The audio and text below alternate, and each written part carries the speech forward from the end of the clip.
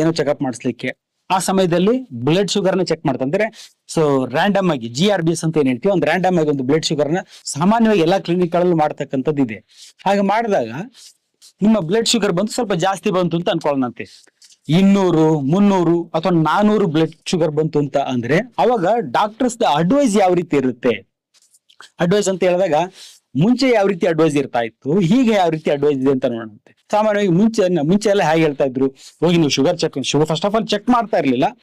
ನೀವು ಚೆಕ್ ಮಾಡಿಸಿದ್ರು ಕೂಡ ಅಥವಾ ಚೆಕ್ ಮಾಡಿಸಿದ ರಿಪೋರ್ಟ್ ತಗೊಂಡೋಗಿ ಕೊಟ್ಟರು ಕೂಡ ಡಾಕ್ಟರ್ಸ್ ಏನ್ ಹೇಳ್ತಾ ಇದ್ರು, ಏನ್ ತೊಂದ್ರೆ ಇಲ್ಲ, ಸ್ವಲ್ಪ ಜಾಸ್ತಿ ತೋರಿಸ್ತಾ ಇದೆ, ಹಾಗಾಗಿ ಕನ್ಫರ್ಮೇಶನ್ಗೋಸ್ಕರ ನೀವು ಒಂದು FBS PPBS ಅಂದ್ರೆ ಬೆಳಿಗ್ಗೆ ಖಾಲಿ ಹೊಟ್ಟೆಲಿ ಮತ್ತೆ ತಿಂಡಿ ತಿಂದು ಇದನ್ನ ಒಂದು 4 ದಿವಸ ಬಿಟ್ಟು ಶುಗರ್ ಚೆಕ್ ಮಾಡಿಸಿ ರಿಪೋರ್ಟ್ ಬನ್ನಿ, ಏನ್ ತಲೆ ಕೆಡಿಸ್ಕೋಬೇಡಿ ಅಂತ ಹೇಳಿ ಕಳಿಸ್ಕೊಡ್ತಾ ಇದ್ರು.